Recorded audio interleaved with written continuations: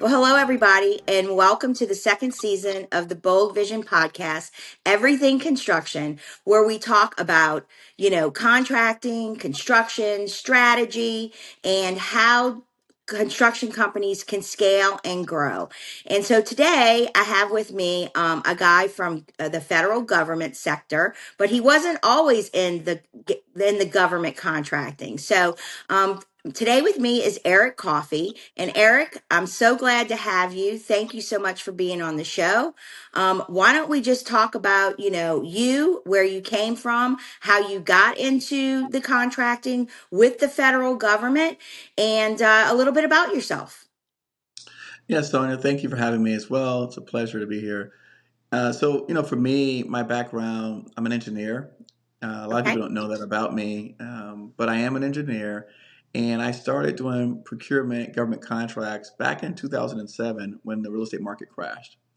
So that's when I got my start to government contracts. And it's really out of desperation, not inspiration. So as you know, there was nothing going on at the time. There was no bailout. Everyone was losing money left and right. People couldn't pay their bills. They were losing their houses, right? At that time, someone told me about government contracting, and I learned that the government buys regardless of what's happening in the world. Recession, depression, the government's still spending money. So I thought this is a great business to be in, and I just started digging in to find out more information about what I could do to get involved, and that's what I did. Okay.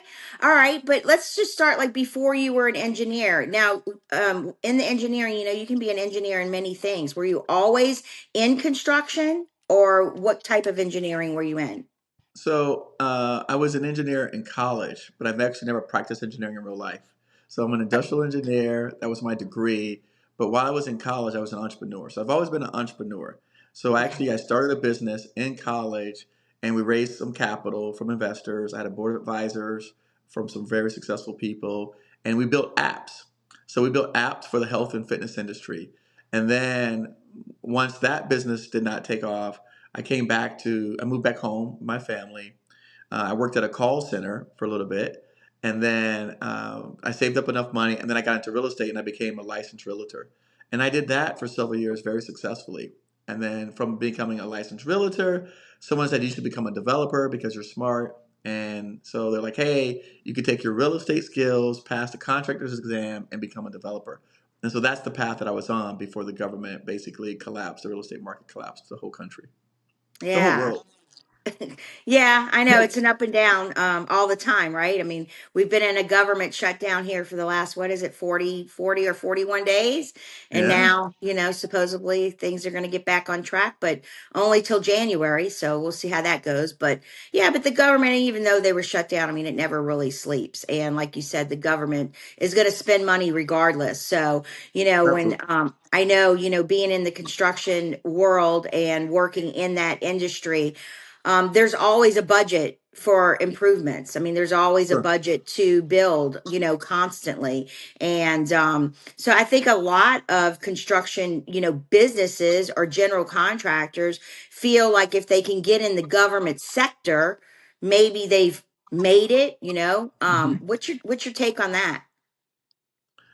Well, I think that it's got to be more than just getting into the government sector, right? Okay. I would agree that, once you learn procurement and you learn government contracting, no one can take that skill away from you. I think it's a skill that, yes, once you learn it and you understand it, then I would say, yeah, you've made it because you have a skill that a lot of people don't have, and you can pivot into different parts of working for the government, but a lot of people don't take the time to actually master that skill. Right. Because it's a lot of red tape, a lot of paperwork. Lots of paperwork. Yeah, and a lot of people they just don't like paperwork. Right, right. Yeah, Yeah, no, it does take a lot of work, but once you are in the door and you're you make those relationships, because I did work with a general contractor here in Northern Virginia, and that's basically all they did. And I always wondered, like, how do they get these big, huge jobs? And one of the owners, I don't think he was in the Navy, but somehow he got his foot in the door with the Navy, and he'd been doing it for years. And so yeah, we worked everywhere. Department of Energy, Department of Commerce, the Department of Education, Navy Yard. I mean, we did a lot of work all over DC, and they were never short of a job. That's for sure. No, no. I mean, it's like I said. Once you've mastered that skill, I mean, you're definitely you set yourself up for a very very successful career. Yeah, absolutely. So, let's just talk about like growth, grit, systems for scaling, strategy. Because, what I've read about you is basically like, you really came from nothing and built this like empire. But it kind of sounds to me like, you've been doing well since college. I mean, and then you did real estate and, Yeah, you've had all these accomplishments. So I think what I read was a misinterpretation of really, how much you've done. And I mean, because it made me think, God, like he came from like nothing, and he yeah, just grew this great empire. So, it said you didn't win with contracts or degrees or yeah, connections. It says yeah, you beat the game designed for giants. yeah. So, Which is let's talk true. about that. But the thing is, but I didn't know that. So I didn't. That doesn't. I will say this: I've had several start and stops in my life, right? And so, as you know, just because I raised money in college, that, like I said, when that business did not work out, then I went and Okay. worked at a call center, which means I had Right. no money. Okay, Okay. Right. right? So that's a start and stop. Now I'm Okay. working at a call center. I save my money. I get into real estate. Well, I said I got into government contracts. The real estate market crashed. So once Right. again, I'm back to no money again. You Right. understand yourself? So the Yep. real estate market crashes. Everybody in real estate's out, not just me. Everyone is out. Right. So I'm not looking for any empathy, but I didn't have any money. In fact, I will say that to get my construction license, I passed the exam, I qualified, but because I had bad credit, I had to put up a security, which is like $5,000 to get approved in the state of Florida for my license. Well, my future partner lent me Excuse the me. $5,000, bless you, so that I could get Yes, my I'm sorry. license. I didn't even have the $5,000. He lent it to What me. to Okay, so you passed the test, I but then passed the test. it It costs cost money yes, to because if actually you don't get the have good license. credit, if Okay. your credit doesn't meet a certain standard, they will not issue your contractor's license in the state of Florida. So you're like, Because they well, said you don't have, because they look at credit as what is the word they look at? Like basically, like if you're like not credit worthy, it has something to do about your, like, not ethics, but something like about your character. Like you don't have, like, you're not of good standing character. Some stuff some lawyer put in. okay.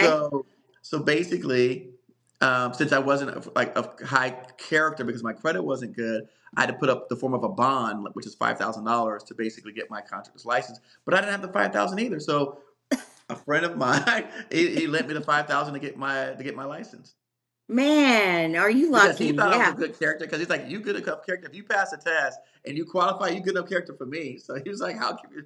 Right. I mean, that's not an easy test. And I mean, No, like not you at all. said, grit, grind, Yeah. to go through all that and then go, well, goddamn shit, I don't even have the money now. What Right. am I going to do now? you Right, right, know? exactly. Like I did everything that you said, and then I put another hurdle in front of me when I get here. And Right. so, so then I'm like, the guy goes, "Wait, you passed the test?" I go, "Yeah." He goes, "Not many people can do that." And he's like, "And you meet the qualification?" I go, "Yeah." I mean, I'm like, "Yeah." He's like, "Man, so the money is your object?" I was like, "Just money." He's like, "Here, pay me back when you get a chance." Which we did. Right. Okay. So now So you now, get so your then, so I start contractor's out. So then, license. that's what happened. So now I learned about government contracting, and again, I'm still making money from real estate, but I've got more outflows and I have inflows. So at the end of the month, I still got bills and stuff. So they told me about government contracts. I learned about it, and they said billions of dollars. I've never heard about billions, Sonya, in my life. So I'm like, billions. I said, I will figure this thing out for billions. I Billions. will billions. Right. Yeah. I'm in my Billions. late 20s, and I go, no, no, no, no, no. I can't not figure this out for billions. I'm too smart, college wise, book wise, reading Right, that right. wise, that I can't figure out how to navigate this some silly government process. And so that's what I did. I just basically threw myself inside and I learned everything about it. Okay. So now, you're learning everything about it. Yeah. But what do you do to actually make money? Because, as an entrepreneur, I know I got way more going out than coming in. I mean, Yeah. yeah. And when I had my job making $10,000 a month, which is not a huge amount, but for a single mom, someone that moved here from Texas, I mean, I think it was fairly well. Yeah. And then to just, go into entrepreneurship, even though I was an entrepreneur in my younger days, a lot of people don't know. In my first marriage, we owned three businesses, and I went into construction later on in life because, things change. And like you Sure. said, you got your ups, your stops, you go, stop, go, stop, Yeah. go. It's like, oh hell, what am I gonna do now? Go back, get into a degree. Okay, well, I don't know much about construction. I've got this degree. What the hell am I gonna do with it? Well, Sure. fake Right. it till you make it, kind of thing. And Yeah. Sure. landed me here. But yeah, so I mean, I totally understand, like, way more going out than coming in, because Right. now that I am doing this full time, I mean, it's a struggle. I've got some clients, and then, I got some big clients, and then some other ones left, and then I had to fire a few because they just weren't a great fit. I mean, sometimes Right. you got to fire your own clients because it's Yeah. just not a good fit. They Sure. drag you down more than it's worth it. And Absolutely. so I totally understand that completely. So tell me, you've got this license now, your friend gives you $5,000, Yeah. you're learning all about, the ins and outs of Hmm. federal contracting. All right, Right. now we got to make some money. We gotta make some money, Sonya. So the same friend that lent me the 5,000, by the way, he didn't give it to me, he lent it to me. Okay. Correct. So you got to pay him Uh, back I gotta first. pay him back. Okay. He was 20 years my senior. He had a business that he was doing, a residential AC business. And he told me, if you could figure out this government contracts things, we could be partners. Okay. I said, okay, I'll figure it out. And so he was the first person that I essentially, I took his past history, his work. He had financials, he had taxes, he had all this the paperwork stuff, and I just had to go and run my mouth and talk. And so once I learned government contract lingo, I started talking to people in government and asking about opportunities and looking at how we could potentially bid these opportunities. And so basically, from the Homestead Air Force Base, one of the things that I tell people, and this is something that I think a lot of, and I just did a YouTube last night, and the guy that came on said this. A lot of times, opportunities are coming right by you, you don't see them. Okay. And so I said, do you know anybody that works at the Air Force Base? He goes, yeah, we know somebody that a longtime family friend of ours. The guy he knew worked in procurement, Sonia. Okay. What's the chances of that? What's the odds, right? Right, but you guess what?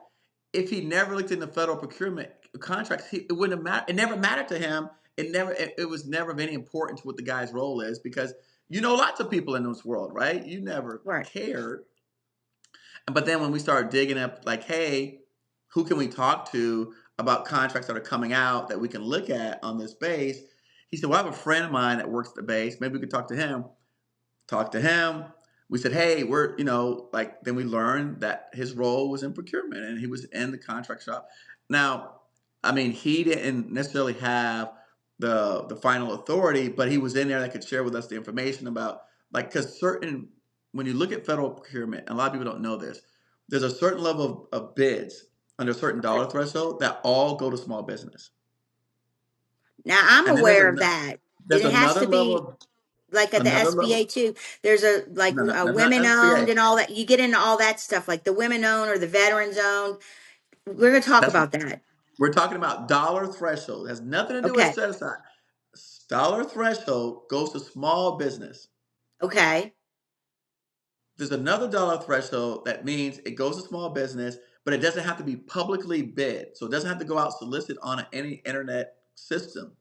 So the Okay. guys start telling us about these opportunities that were being bid, Sonia. they were putting them on like whiteboards inside conference rooms or inside the bases. And so if you weren't there, you didn't even know about these things. Right, because they didn't But have it's to make it perfectly public. legal. It's perfectly legal when it's under a certain dollar threshold. So we start Okay. learning this stuff. And so we start, bidding those types of opportunities that were not publicly being solicited, but Okay, being so back solicited. up though. If they're only on a whiteboard, if they're only on a whiteboard, in a certain government building or Yeah. whatever, and your friends or whoever they know that they're there, but you Yeah. don't know how to get public knowledge, like, Right. how are you going to find this on the internet? How are you going to find it? So what Mhm. was the loophole, or what did you do? Like, hey man, take a couple pictures of that and send it to me, or how did you actually find out more in detail, like how you're going to bid it, who's the person to get in touch with, what's the scope of work, that type of Mhm. thing. So what most people understand about government contract that they feel they know this, but they fail to accept it. Have you heard this, Sony, before, that government contracts is a relationship business? I don't know if I've heard that, but I Okay. would think it's more who you know, not what you know. So have you heard that any business, you do business with people that you like, know, and trust? Yes, absolutely. Absolutely. That, Okay. I mean, So 100%. so we hear these things, but we don't actually take heed to them. We somehow believe that miraculously, if we bid to a computer, to, on the other side, that someone is going to just say, yes, Sonia is amazing. Like, I don't know Sonia, and I'm looking at all these documents that don't have people's faces and names, and like, oh, we're just going to pick from the documents who's the best qualified. Nah, no. I, I'm Th- not saying that that doesn't happen, and it happens, right? But more right. often, there's people now that I'm a little bit wiser, they have things called bid no bid sheets. And one of the criteria is, do you know the customer? Does the customer know you? How intimate are you with the customer? How intimate are the customer with you? Because and I get it. This is not actually a bad thing anymore for me. It's a good thing, because if you don't have intimate knowledge of the customer, you don't know what makes the customer tick, what takes the customer off, where there might be some areas where like you can't do certain things that you might do in a private sector here because it might offend someone. And that might be a bigger issue than getting the project done on time, right? Not offending people, right? So there's a lot of things that are customs in the government sector that, if you're not from former military, you don't even realize that these customs exist. Okay. And so part of the reason why they like to do business with people that know them is because you get to have knowledge of their issues and the things that they can't say per se that are matter, that are important. And so we started to know the customer. And that's how we got the Insight track. Is we started to know the customer, we started being on site and knowing, like you said, it's not that these things they can't tell you. They can tell you these things are bid. They have to get multiple bidders. They just don't have to put it out on the internet. Right. Right. But even to get on a government property, you have to either be clearance, you Right. got to go get a badge, you got to have the dog Yeah. sniff your car, Yes. All So I mean that. there's a process to that. All of So, that.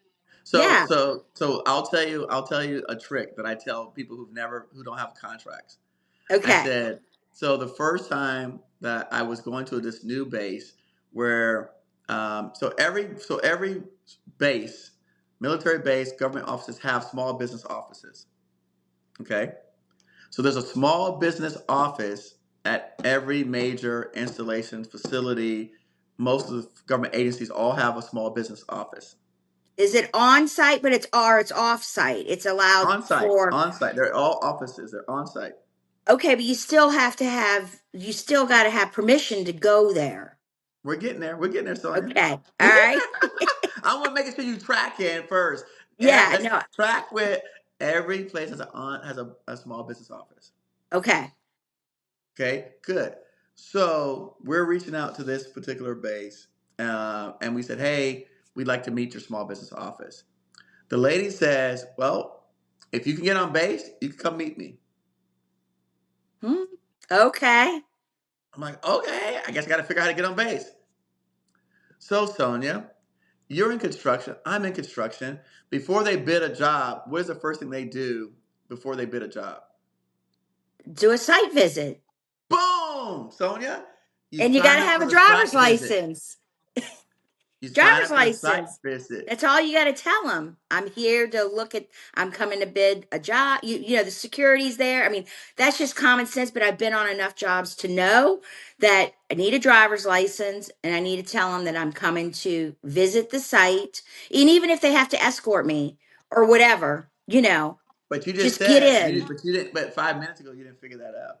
You see, Well, I was that's just, yeah, okay. So it's just taking that step. So anybody people are listening afraid. to People this, don't think. Like I said, people get into problems, not solutions. right, right. Oh, I gotta have this. I gotta have this. I can't get on base. What do you mean you can't get on Who base? says you can't go? You Have can't you get on tried? base. They haven't Right, tried. They never asked. They never asked the question. And so, what I tell people is like, and by the way, I will correct you. You can't just go randomly and say, I'm going to a site visit. But you can go online, find a project, find out when the site visit is, and then you can sign up for that site visit for that project. Even if you don't want to bid it, it doesn't matter. You can get on base. right, right. You can go to something that is public. You can, you know, or you can call the office, like you said, talk to the lady, get somebody's She said, name. right. And so, but she said she couldn't help me unless I was could get on the base. So, but what I did was I found a site visit, I found the date, I found the time. I called her back and I said, I'm going to be on the base at this date, at this time. And I set up my meeting with her. And so once I was on the site visit, after the site visit, I went right to her office and took my meeting. And then I left. So cool. Yeah, I love it. You got to be That's how we creative, start. right? You I got to be mean, creative. you You got to can't. be creative, and it's all about taking imperfect action. I mean, sometimes when you don't know, I mean, doing nothing is going to get you nothing, Exactly. right? Exactly. So you So got that's to what we just, did. And okay, interesting, from that meeting, we ended up picking up a $4 million contract. no shit. Yeah. For the Yeah. AC, with your friend No, that does the AC. that particular contract was for landscaping. Landscaping. Yeah. Okay. Yeah, it was landscaping. I didn't know you were a landscaper too. You're a I'm not a landscaper too. landscaper. I don't You fix just ACs either, son. I don't do I that. know. You I don't outsourced do it. I got you. Hey. You went and found the contractor that you trusted and you landed you landed the contract. So Yeah. obviously, you know, you had I don't know, insurance and everything else that they needed or you filled Yeah. out the paperwork right and you went and found Well, again, the whole thing is relationships. And that's why I keep trying. I want to harp on that because okay. so many people ignore that part, right? You want to be top of mind for the customer that you're trying to pursue. And what Okay. happened to me, right? Again, you could say it was some luck. We went to meet the lady, met the lady, and we told her who we were. We pitched her. This is our capabilities. These are our experiences. Da da da da da. Right. And we had a small past history landscape contract in Miami in Homestead. It's very small. Okay. And we had on our history, we had done some landscape contracts, but it wasn't our focus or wasn't our major work. It was like maybe, I don't even say 5%, maybe 1% of the stuff that we had done. Okay. So when we met her, we left. About a month later, the landscaping company that they hired, they didn't like them. They want to fire them. So she called us and said, "Hey, you guys said you do landscape, right?" We're like, "Yeah." She goes, Yeah. because Of course we can. You figure we had out our that later, but paperwork. you're not gonna tell her no. You're like, hell yeah, yeah, Well, it was on the absolutely. Sonia, it was on the paperwork. It said, Okay, got it.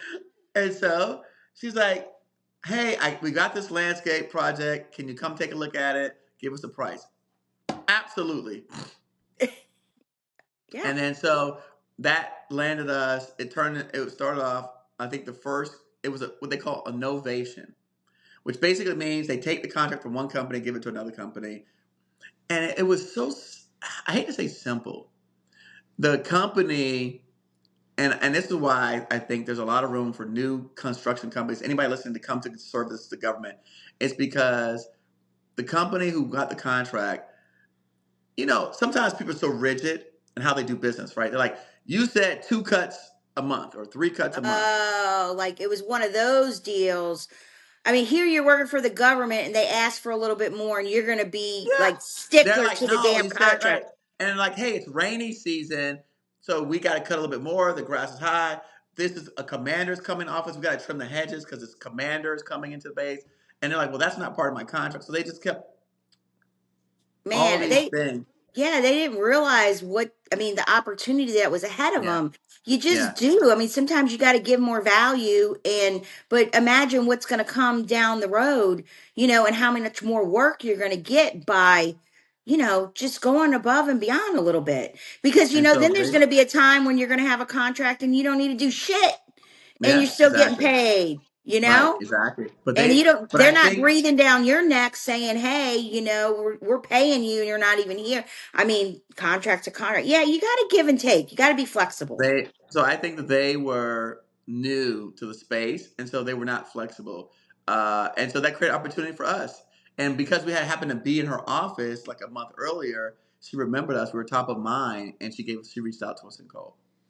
That is so cool. So I love that. I love that story about, just find a way to get on base. And for those that are listening, if you do know somebody, in the government, go to them because, like you said, you never know who you're going to You meet. don't know. You And don't know. honestly, I went to a networking event. Oh, I guess this was about maybe 2 months ago, and I had no idea. A friend of mine invited me. Do you know it wound up being a whole military veterans? I don't remember the name of it, over by Tyson's. And I mean, it was all government workers, every single Wow, person. And I was like, I still have all their cards. I connected with a couple people on LinkedIn. And I mean, it was really interesting. But if you could look up some of these things, I mean, you can land in the right place at the right time. So that's it. And be yourself, right? Be curious. I think a lot of people are not curious. People, they're very transactional. And so people like, well, I don't know this guy. He may not have anything for me, or maybe like those kind of stuff. Which is, I mean, I'm a very curious person. I was meeting someone for lunch this week, and we were both. I was a guy sitting in front of me. He was waiting for someone else, and we just started talking. We just struck up a conversation. Found out he's an ex-retired colonel in the military, and I told him what I did, and he had some connections for me. And he was like, "Oh my gosh, you should reach out to these people." And then when I grabbed his card, he was like head of Asian strategy for like the military. And I was like, "But you didn't know this because you're just sitting down at the seat, looking at this guy, and you think." But for me, I think that's been my greatest strength is being curious and not being afraid to talk to people. Oh, I know. That's me too. I don't know if you're Aquarius. I don't know what sign you are, but that's Virgo. me. Well, and I'm single and I'm not from here. I'm from Texas. Yeah. So I really haven't had a huge opportunity to make lots of friends. And, because it was Yeah. always work and then my daughter. And my daughter just graduated high school and she went back to Texas. So I'm an Okay. empty nester by myself. So now I'm starting to get out a whole lot more. But, Good. yeah, I mean, I'll go out to a restaurant and have a couple drinks and get something to eat. And I always sit at the bar. And I Yeah. mean, I meet the most amazing people sometimes. Ooh. And Right. yeah, you never know who you're going to meet. It's always good just to be personable, be yourself. And you never know where that conversation's going to lead. And Absolutely. I'm right there with you. So, um, yeah, I really like this conversation. I mean, I like where it's going. I guess, my thing is I just want to bring value to, other construction companies and let's just go into like marketing and AI for a second. Sure. How does that tie into your business and how are you using that to help you grow? So, for me, marketing has been my greatest strength. So Okay. again, I want to harp on relationship, relationship, relationship, relationship. I can never say it enough. And I just actually, I was just on the phone. I just had a discovery call with a construction company, doing really well, and they asked me about strategies for growth. And I said, you guys are doing amazing. I don't see any social presence. And I go, how are people supposed to know to call or reach out to you when you have no social presence? Right. I agree. I mean, visibility. If nobody, Yeah, you I have tell zero people, visibility.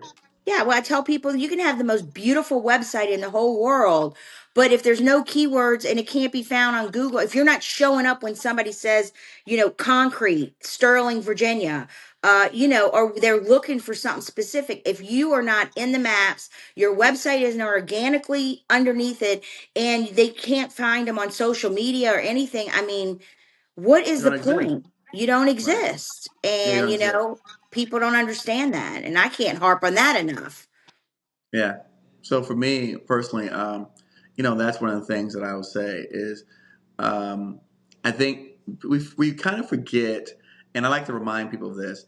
We we went from no websites to websites, right? And then people started adopting websites, and then they skipped social media and they went straight to AI.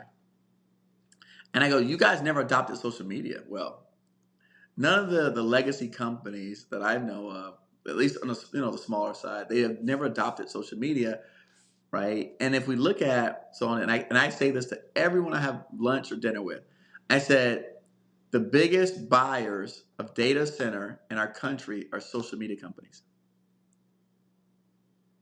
Right. So they made so much money off social media that they're now the ones that are buying all the AI, buying all the data, building the data centers, and yet you don't think social media is important. Let that sink in for a second.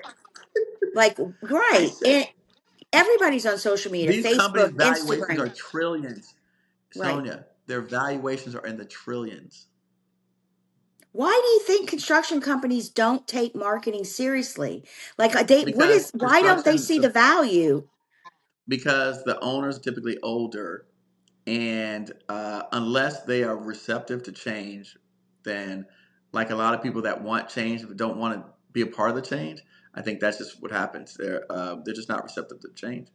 Right. Because I mean, I still hear these people saying at these BNI meetings or networking events, oh, I just, word of mouth. And I'm like, I mean, It's eventually insane. that's going to that's I mean, your No, it's insane. competitors are going to leave you in the dust. Like It's that's insane. not sustainable.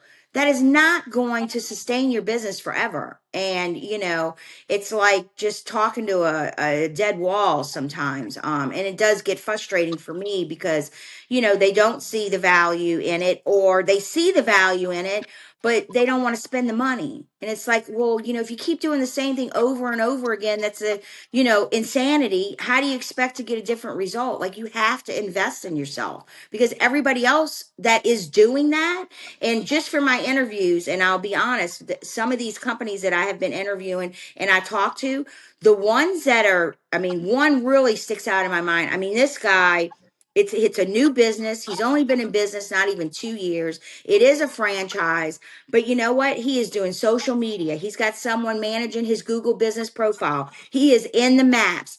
Every time I'm scrolling through social media, I'm seeing, his videos and stuff. He's at BNI's. He's got a good website. I mean, he's doing all of this. And when I asked him, I'm like, straight up, well, what is this costing you a month?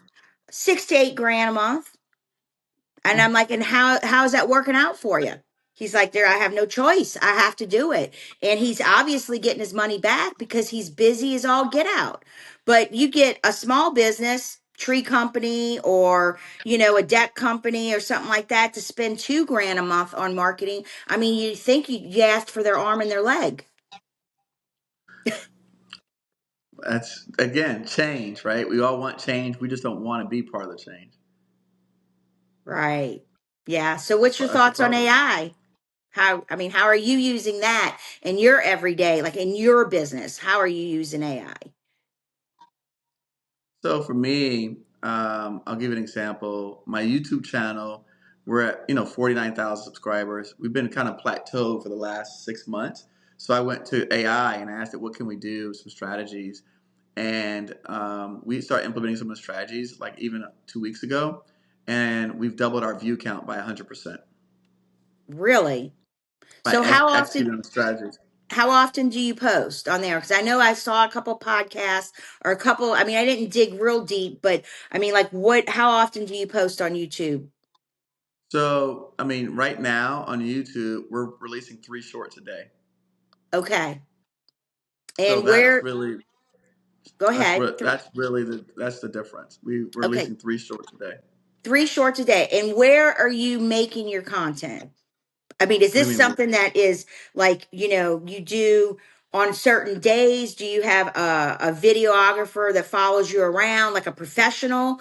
Or Mhm. are you just videoing like all your calls and stuff? I mean, what are you doing? So for the shorts, what I did was, and again, this was the recommended from AI. I batched 60 pieces of content on a Sunday. So I sat down for a few hours and I just batch made 60 pieces of content. And then I gave it to my team and they just released them every week. Right. They released, yeah. So, So, I mean, so I'm asking though, have you learned just to video yourself everywhere you go pretty much? no. I sat down like we're sitting out now and basically I just recorded a video Okay. and then You I talk record to your another phone. video, then record another video, then record another video. Okay. I just So you sat did it here and I all in one recorded 60. day. Okay. Yeah. All right. All right. Because I find it's easier for me. I just video record every single thing, all of my deep dives, anytime I'm out networking, if I'm driving and I think of something, I just started recording everything, just my daily life and especially all of my deep dives and discovery calls, and then just taking, clips from all of that. And uploading it to YouTube and doing my shorts and doing my LinkedIn, and it's helped a whole lot because I find when I have to sit down and think of scripts, all in one day, it can get a little tiring. So if I just do it all the time, and then yeah, it's fun though. I enjoy it too. So, but yeah, a lot of these construction companies, they just don't think they have the time, or they think it has to be perfect. Well, that's another thing. Let's talk about that because one of my clients in particular, I keep telling him, just take a couple of, like a 30-second video. It doesn't matter. And, in his mind, he thinks it has to be perfect, or he has to talk, or he has to do this, or he has to do that. But I mean, in reality, it doesn't have to be perfect. I mean, people just Sure. want authenticity, right? Absolutely. Yeah. All my shorts are on my phone. Yeah, absolutely. So it They're all doesn't on my have to be phone. perfect.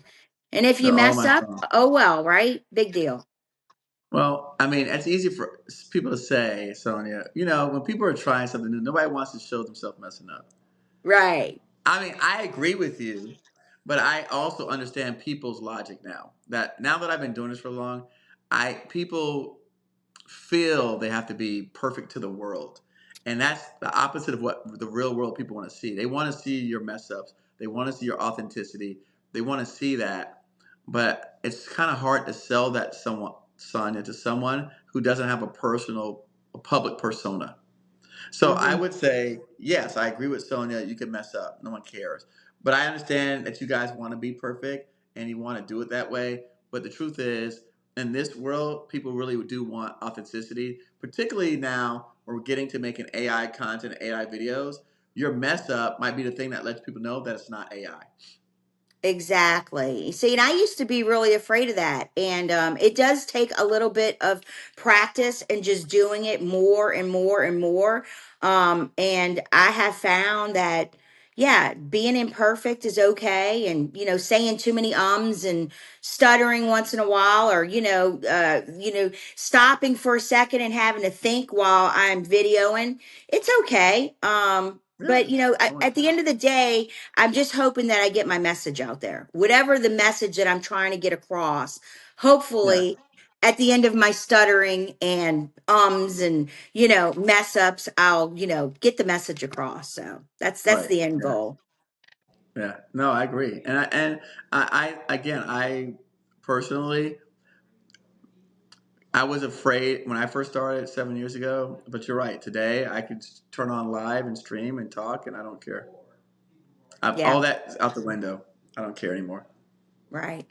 So, talking, I mean, I'm hoping that, we've got some construction business owners that are going to listen to this, or some tradespeople, or, I don't know, project managers. I mean, I have a whole, I have a pretty big following on LinkedIn in the construction world, and I'm slowly growing my YouTube channel. So, like, what is the mindset shift that most owners, they need to make if they want to grow from being like that operator person to like actually leadership?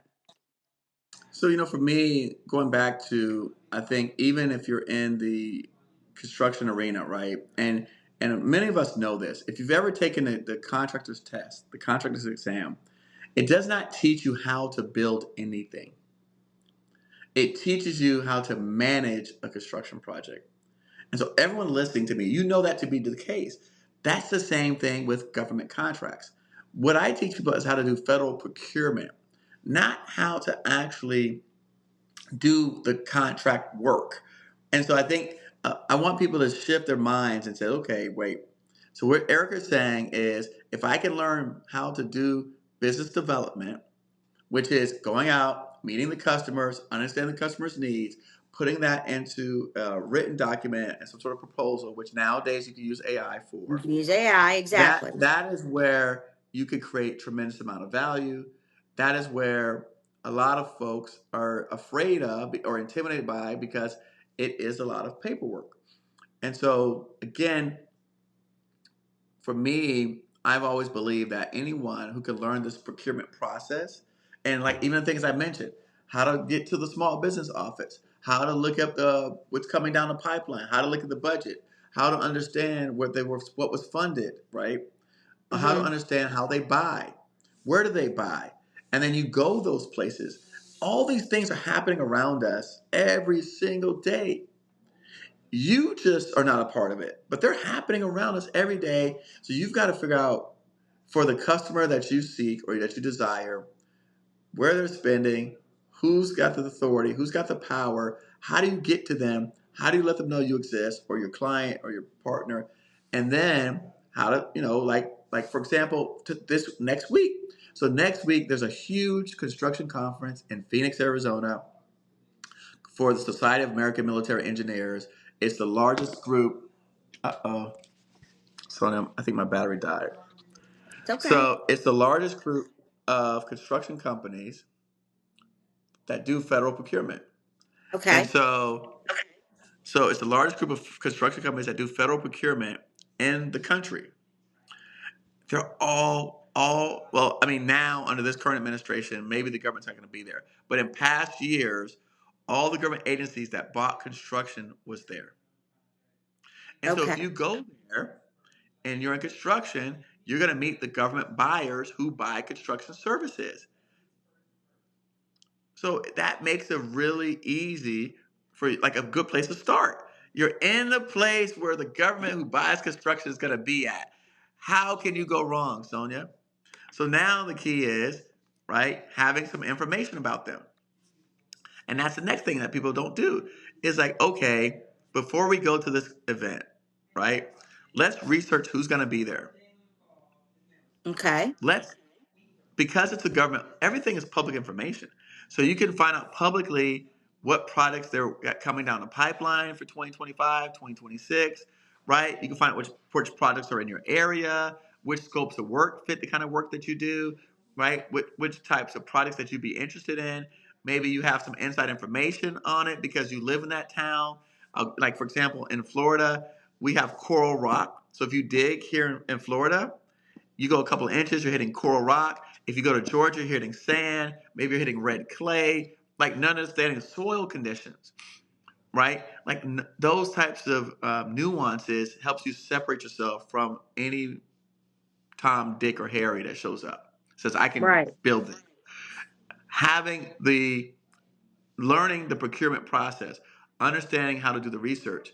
I show up, and when I meet a government buyer, I said, "Hey, you've got a project, right? In Annapolis, Maryland, that is to do a demolition of this building, right?" And the guy goes, Okay. "Okay, tell me more." They go, "Well, that project to do demolition of this building it sits on a historic site. And so because it sits on a historic site, these are some of the things that, we can and can't do. That guy or girl is going to say, Sonya, let me introduce you to the people who overcharged that contract so you can give them this information because I don't think they know that. Uh-huh. Got it. Those are the kind of things that I do. I don't show up and say, hey, my name is Sonya Sanchez and I'm an HVAC company. What HVAC products do you have coming out? No, you know ahead of time what they're planning to promote. And then you want to talk about those materials, those products, those items, whatever, have an interest in them and And start the guess what? conversation. Then you start the conversation. And now you can take and hold on, let me see if I can fix it this way. Okay. I'm trying to adjust it. And now you can start the conversation. And now it separates you from the crowd, right? And so that person says, who would you rather do business with? The HVAC guy that says, do you have any HVAC projects? Or even worse, some people say, do you guys do HVAC? Oh, what the fuck? Doesn't my name say Williams and Sons HVAC? Right. Yeah. But Sonia, I'm telling you, I had some government people on my show this week, and they gave an example of someone calls her office and says, um, to the government, Now they said this to the government, Sonia, right? Let's say you do painting. So they asked the government, does your company buy painting services? The government lady says, you don't even know the fuck I'm government. You don't call the government a company. We're the government. So to say, does your company buy painting shows King. you don't even know that we are the government. We're not a company. Who did Words he not know matter. what he was calling? Of course. But people just, I don't I think guess that we understand that words matter. the mentality or the Words. terminology, Right. We don't think it matters. it matters. It So really so this is what matters. I focus on is is that words matter and someone can easily get offended. I mean, I interviewed BAE Systems, the large defense contractor BAE. They're a I've heard of multi-billion dollar them. defense contractor. So I interviewed their small business person. She said one of the biggest mistakes people make is they call them BAE Systems. And they get offended by that, don't They get they? offended. Right. They're They like, don't want hey, to be called Bay. It's BAE. They want to, AE. right, That's their name is BAE Systems. So if you call them right, and said, hey, BAE Systems, they're tuned out to you. You didn't even research how to say my name, right. and you want to do business with us. So this is a lot of times what we're making mistakes on, and somebody might say, Eric, that's silly. Remember, I said so. This is culture. So you're coming to another culture of how people do things and operate. Right. Remember, military is very structured.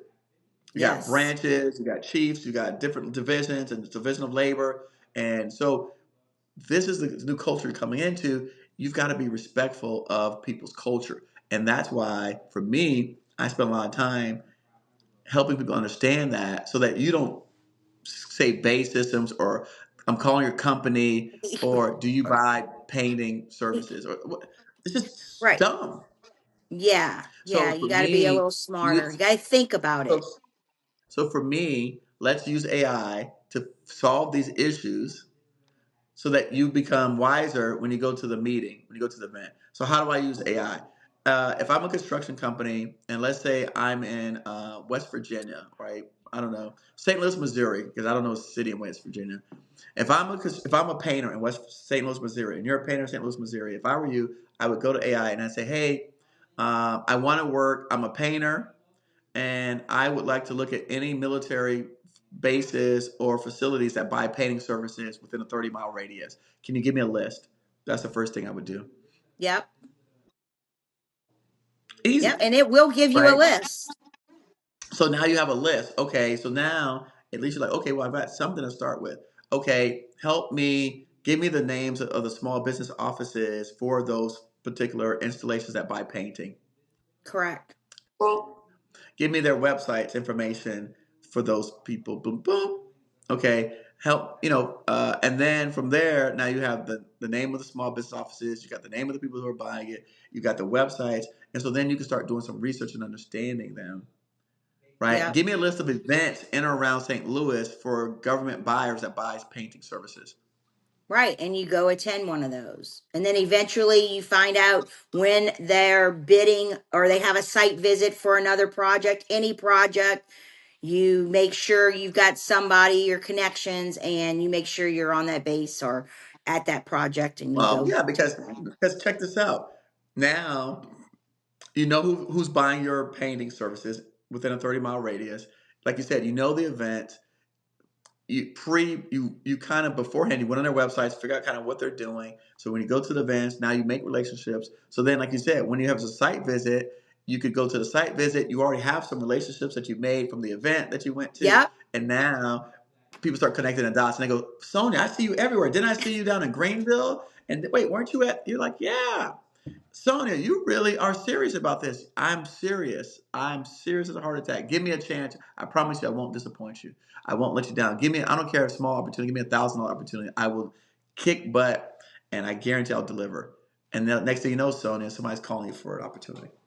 There you go. That's amazing. That's great advice. I love this. Love this. So hopefully people are going to Actionable. get actionable. Yeah, hopefully someone's going to, take away from this just some really good advice. I mean, I think it's gold because a lot of companies are just scared. They don't know how to get their foot in the door and they think it's a lot harder than it is.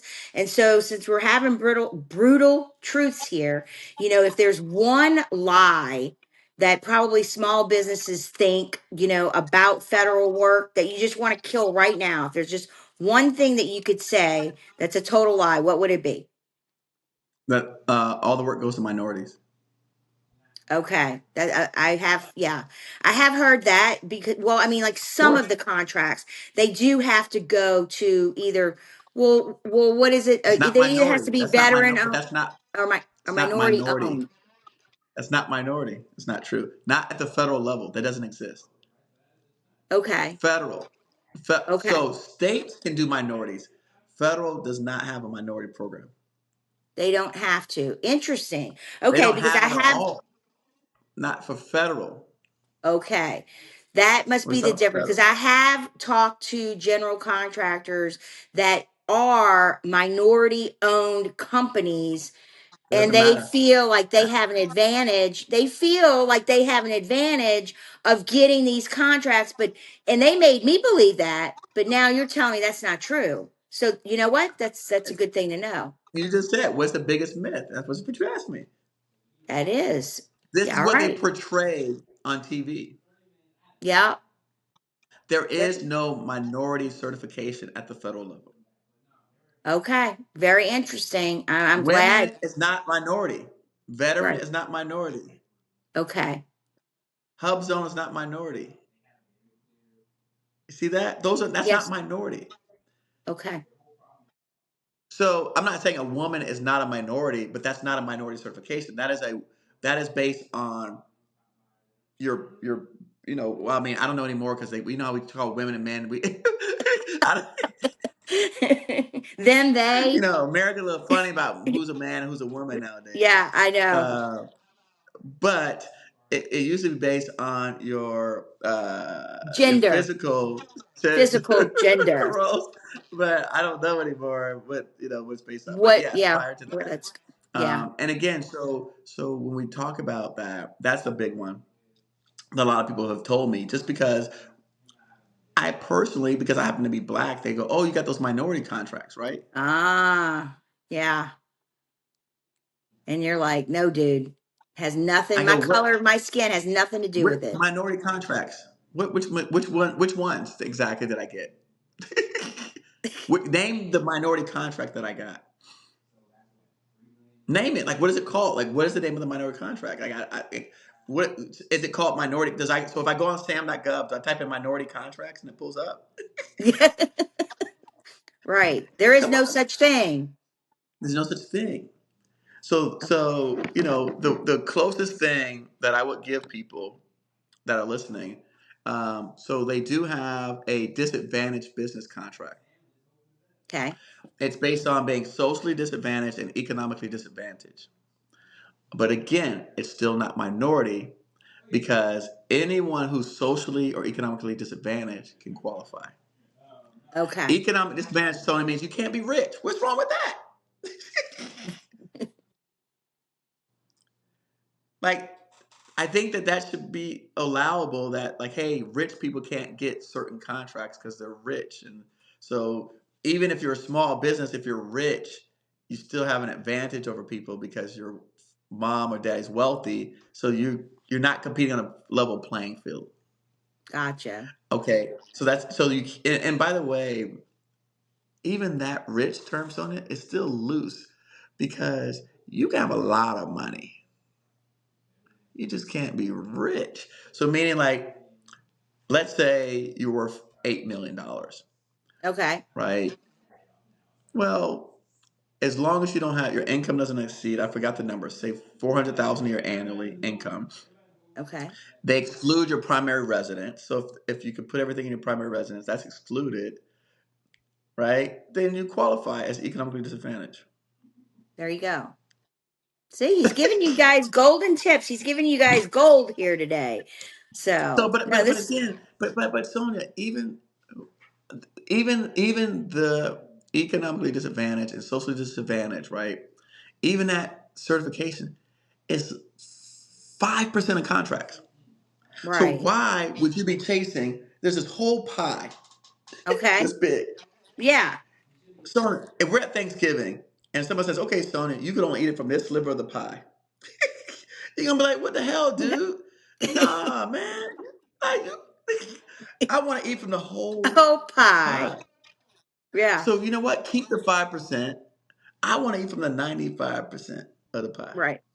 There you go. And so even when we say that, you're talking about 5%. And again, that has it's not minority, it's economically and socially disadvantaged, Got which it. is probably the closest thing that someone can extrapolate to say minority, right?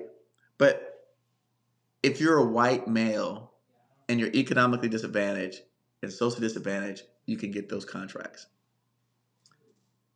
Yeah. Awesome. Awesome. Well, So I learned a lot so it's today. not minority. So Yeah. so it's not a minority thing, but people will push minority. This is minority. But nevertheless, that's my biggest myth. The second biggest myth would be that the federal government pays slow. Yes, they do pay really, really slow. Now, So, yeah, that's for a contractor that's really isn't able to, sustain 60, 90 days and pay their guys. I mean, that can be that could be an issue. hold on, Sonia, but I disagree with that. Not the federal government, state and local governments. Are the ones that pay slow. The Correct. federal governments pay on time. Correct. So watch I mean, yeah, so be So, careful what you but bid. people just say government contracting. They throw it all in That one big pot. and it's okay. I got yeah, you got state, local, Local, federal, you fed. got the entities like counties and stuff like that. If you are a small business in the federal government, most of the time you're going to get paid in 14 days. Oh wow. That's quick. That's very quick. All right. Well, that's I've good gotten to paid in know. 10 days before. 10. Wow. Now, let Awesome. me tell you what happens. Somebody's going to listen to this song and say, that's not true. I got paid in 60 days. I'm going to say, were you the prime or were you a sub? Because if the Right. prime got paid, they may not have paid you. That doesn't mean they didn't get paid. I don't care what they told you. Right. The prime got paid.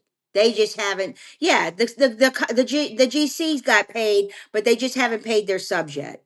Right. And if they tell you some story, you go off to believe it. Right. It's Right. the same thing you just said to me. Like, oh, people have told me that. Yeah, they paid 6 to 9 months. That's not true. Well, 60 to 90 days, I think. Whatever, it We're doesn't matter. we're most It like don't, that's still private, extra. you bill every 30 days and then you wait about 30 to 60 days. I mean, I don't know. I just hear the project managers complaining now and then, oh, I got to send this out. I need to get paid, but But everybody but needs to but get listen, paid. but again, if you wait you having to do work in 30 days and invoice and get paid in 10 or 15 or even let's say 30, they didn't pay you in 60 days. They still only paid you in 30. Right. They didn't pay. Yeah. They paid you I got 30 days from the invoice. They right. can't pay you 30 days from the day you started working. They don't have an Right. invoice. No, I hear you. I hear you. So all of that, and that's another thing people I hate that people say like, oh, the government pays so slow and da, da, da, da. I'm like, So that's another lie. It's another that's myth, guys. another myth. Yeah. If your invoicing and stuff is wrong, if your paperwork is wrong, that's on Yeah. you. That's not on the government. Right. But if your shit is together and everything is Your filled out the certified way it payrolls needs are to be, in. Your yeah, insurance is updated above board. Like I'm telling you, so that I deal with people all the time. When we deal with these contractors, they'll give you incomplete invoices. They'll give you an invoice. Okay, where's the forms? Where's the right. documents? Where's the attachments? Right. You got to have all that. You just gave me a bill. Right. And that's the thing. I mean, that's what people don't understand. I mean, it is a lot of paperwork, but once you learn it and your shit is completely together, I mean, you can pass through this stuff pretty easily, You just but you gave just me got a to have your shit together. bro. You gave me a bill. Where's your certified payroll showing who worked on the jobs for the last 30 days? Yeah, you got to have all that. They want to Oh, know it's every coming, Eric. It's coming. It's coming, Sonya. No, bro. I can't turn this shit in without it. right. Right. I don't have the luxury to turn to the government and say it's coming. So if you don't have it and the invoice have to go in by the 25th and you give it to me on the 30th, you Then didn't of go in on course this you're not pay. going to get right. Of course you're not getting paid this pay cycle. Now you screwed yourself though. You Right. know? And by Yeah. the way, we agreed to this before you started the project. This is not a secret. Right. So what's the problem? Yeah. I hear you. This is that's where again, Sonya, that's where I see a lot of times people are that's what they're dealing that's what I'm dealing with out here. And they're blaming the government, they're blaming everybody else. And then when you do business with them and you start to work with them, Sonya, you go, I see the problem. This is so you start working with me, you go, oh yeah, this guy's a character. I hear you. Well, You Eric, know? it's been a lot of fun. I have really enjoyed this conversation, and we've gone well over an hour, so I'm going to wrap it up here. But for any certified firm, any ambitious builder, any general contractor, I mean anybody that's serious about maybe getting into a government contracting or trying to land some of these deals, how are they going to go about getting in touch with you, Eric? Yeah, so I'm on LinkedIn. My last name is Coffee, Coffie. That's the best ways to reach me. Send me a message on LinkedIn. I put a lot of great content out about how to do business with the federal government. And then, I have a YouTube channel as well where we just, we talk about procurement all the time. So Right, and that's just Eric Coffee on YouTube. Eric Coffee on YouTube, Coffie. It's simple, simple. All right. Yeah. Well, and if you're serious about, being a real contender online and you need visibility, you need a website, you need to be found in Google Maps, you need help with AI, maybe you just want to automate your entire business. Well, that's my specialty. You can reach out to me. You can find me on LinkedIn and I have a YouTube channel also. So thank you everybody for joining us today on the Bold Vision podcast where we talk everything construction, and we will see you on the next episode. Again, thanks everybody. Have a good one. Thank you.